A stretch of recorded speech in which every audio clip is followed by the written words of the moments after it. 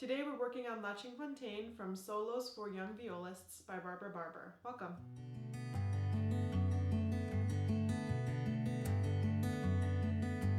Welcome to the studio. My name is Cassie and I'm a professional violist and teaching artist. So today we're going to do a quick tutorial through this piece, and then we'll do a slow playthrough and we'll do a fast playthrough. If at any point you want to skip any of those, I do post the timestamps in the comments, so check that out.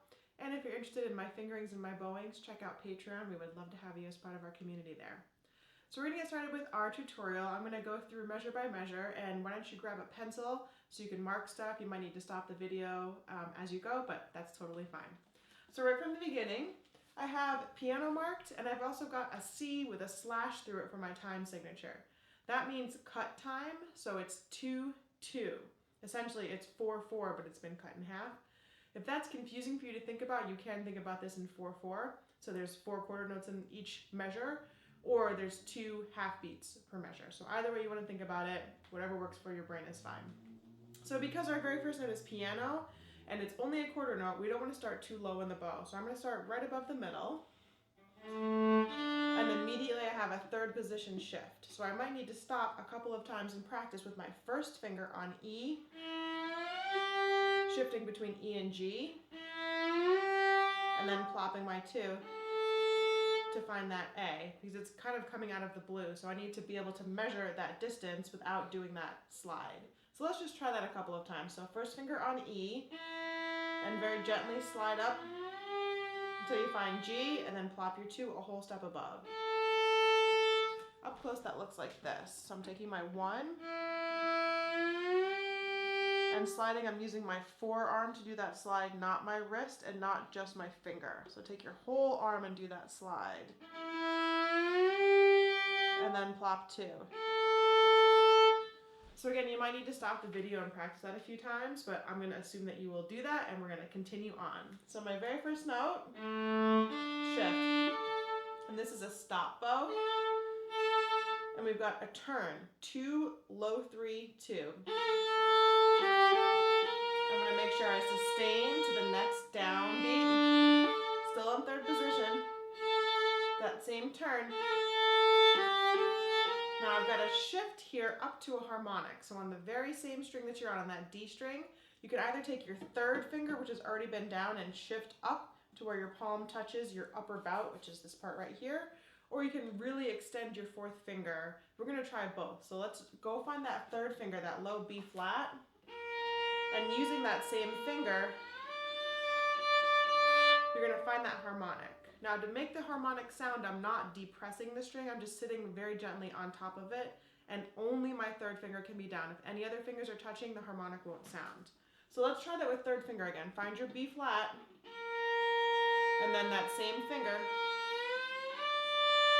is going to slide up. And this is 50% of the way between the bridge and the nut. That's where you're going to find that harmonic.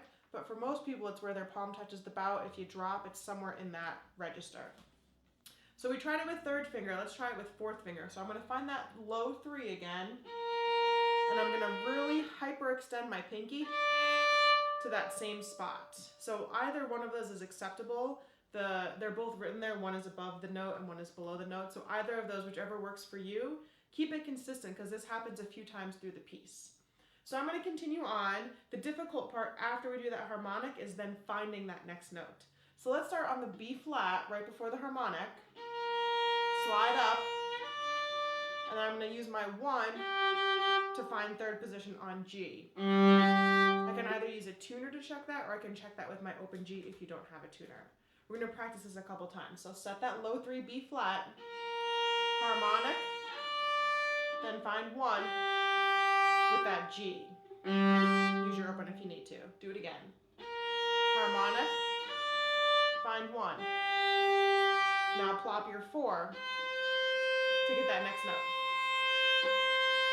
Okay, let's do that again. Low 3 B flat, harmonic, find 1, then plop 4. Then the next one is a low 3, touching 2, and then just that same first finger G that we just found. So let's try that from measure 1, 2, 3, 4. That's where you've got that A, B flat, A turn.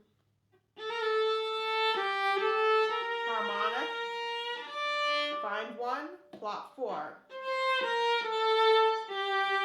Shift back down to first position, low 2. Now I've got a trill here. I'm going to leave my 1 down and I'm going to start my trill from my low 2. And I want to make sure a little bit before I'm going to play that D8 note that I sustain my E. So I don't want to continue trilling the entire length of the note. We're going to hold the E a little before so that we hear the melody there, that it's not just a trill, there's a melody note there. The next phrase is exactly the same as we had at the beginning. So upper half, third position, turn, sustain,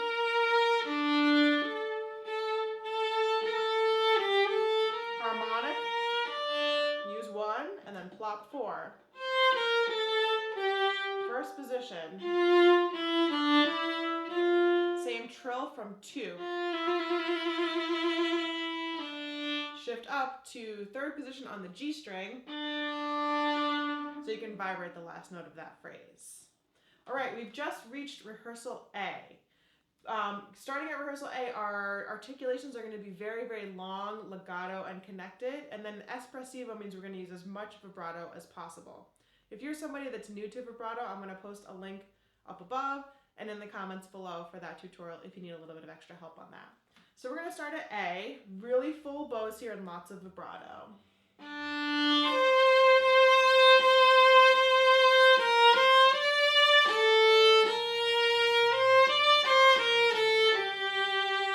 We're going to use that rest to shift up to third position. Low 3 on the D string.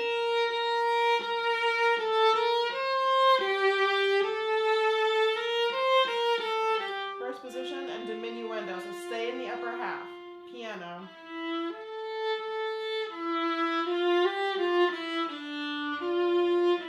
Slowly crescendo. Forte. Shift to third position. Now stay there. Cross over to the G string with 4, 3, and then shift back down to first position with an accent. Retardando, and we're going to stay in that upper half. This is just like the beginning. Shift.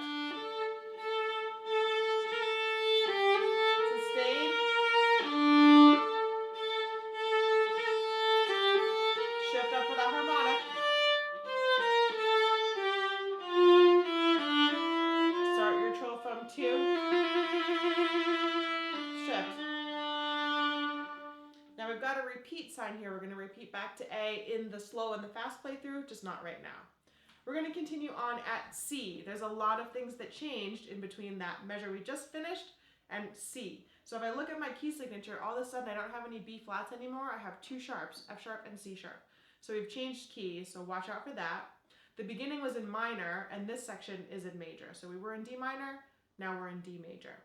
Right off the bat, I've got some accents and forte marked at C. So I want to make sure that the start of my note, I'm going to increase my bow speed a little bit and my arm weight into the string to get that accent to happen.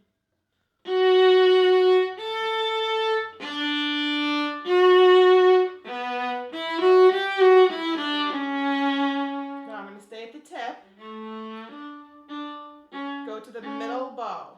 So I know it says lower half in the music. We don't want to be in the lower half. We want to stay in the upper half here and make sure that that measure brings us to the middle because we need to bounce those notes in 46. So let's try that again. I'm looking at the pickup note to measure 45. I'm in the upper half, middle bow. Now I'm going to shoot back out to the tip. This is the same idea. Stay in the upper half, middle bow. Now we're going to crescendo.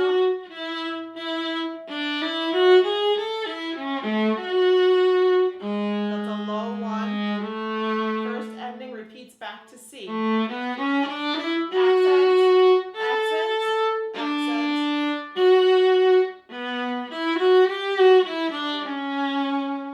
Now a little something about those accents at C. It helps re-articulate the note if you don't sustain it fully. So we care about the start of the note, not the sustain of the note. Whereas before, when we had that legato passage at A, we cared about the sustain. Here we care about the start of the note. So at C, if you pause and just let the bow kind of die out before you start that accent, it'll make it a little bit more pronounced. So we've already done that stuff at C. I'm going to start at the second ending, which is the very last measure of that first page. I need to do a retake, and then here is that legato bow stroke we were just talking about.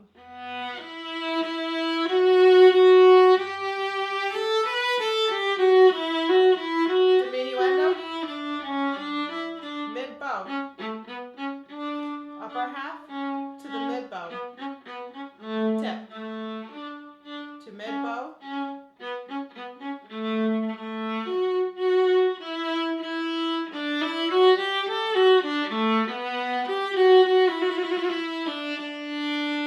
retake, and then we would repeat to D. And again, we've already done that section, so I'm going to start at the second ending, which is the measure right before E. Now we've got a key change here, and it should sound very familiar.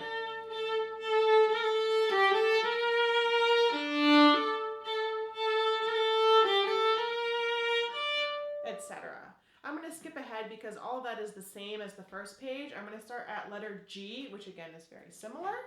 So let's do the pickup to letter G. Shift. Sustain. Harmonic.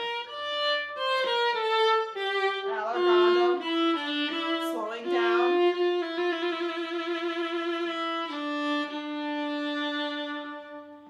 So it says allargando al fine. Allargando just means kind of stretching the tempo until fine, which is the end of the piece. So we've done our tutorial. Hopefully you were able to stop the video and mark everything that you needed. We're going to do our slow playthrough next, so if you're ready for that, I'll see you in a second. All right, we are ready for our slow playthrough. I am going to do all of the repeats, and my metronome is set to half note equals 55. So that means I'm only gonna have 2 clicks per measure because we are in cut time. But I will count 1, 2, 3, 4, 1, 2, 3, and then we'll begin at the beginning. 1, 2, 3, 4, 1, 2, 3.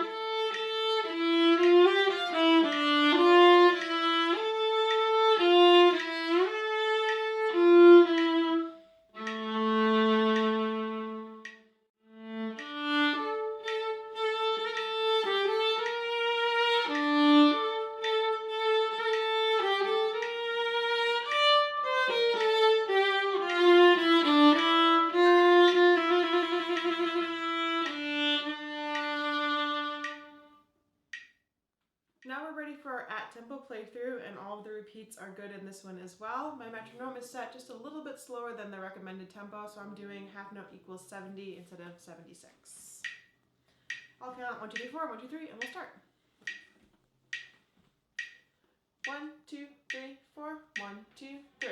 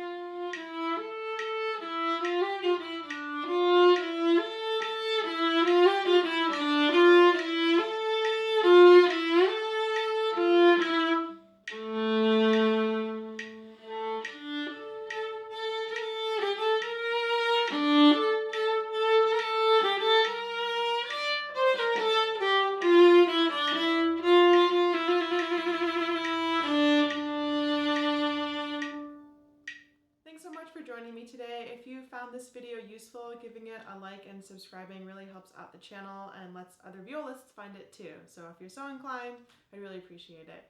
If there's anything that I didn't cover in the tutorial that you're still wondering about, post that in the comments below. I really enjoy trying to help from afar. And as always, happy practicing.